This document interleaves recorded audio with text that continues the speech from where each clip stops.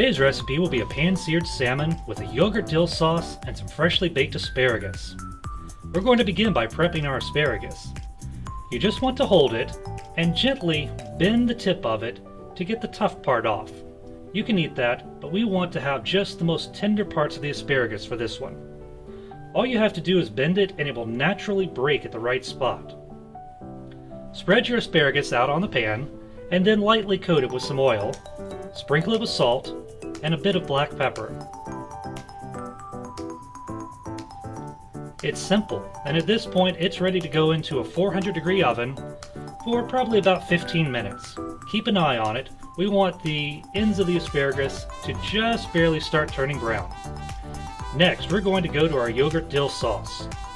We're going to be using Greek-style yogurt for this sauce. The higher protein content makes it thicker, making it the right base for what we need. Put a couple of big spoonfuls in a bowl, get your sprig of fresh dill weed, and either chop it or tear it off and just drop it right in. The darker the color dill weed, the more flavor it's going to have. Next, we need 1 mandarin orange. We're going to zest the orange and sprinkle that into the sauce. All of the oil is in the skin of the orange. That's where the flavor comes from. Slice the orange in half, squeeze the juice in, and then all you have to do is stir. At that point, the sauce is ready. This is perfect on many types of fish. I also like it on scrambled eggs in the morning. For our fish, we have a wild-caught salmon. We're just going to sprinkle it with a little salt. Nothing fancy at all. Salmon has a delicious flavor on its own, and the sauce is what we're going for here. Gently lay it into a preheated pan. You should hear the fish sizzle, and your mouth will probably start watering at that.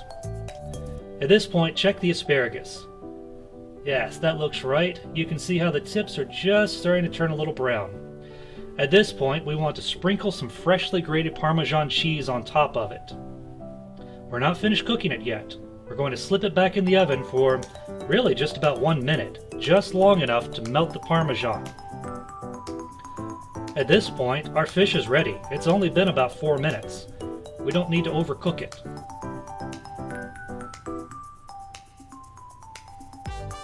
You can see how the skin is a little brown, but it still has all the moisture inside. Should be really good. Plate the fish and put a big healthy scoop of the yogurt dill sauce on top. And now the asparagus should be ready to take from the oven. Let's check. Yes, we can see the Parmesan cheese has melted just a little bit onto it. So now, before our fish can cool, we quickly want to plate that asparagus. And there is one more ingredient to add.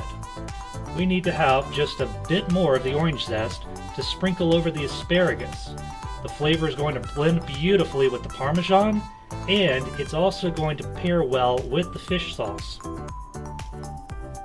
Let's see what Gabby thinks about this.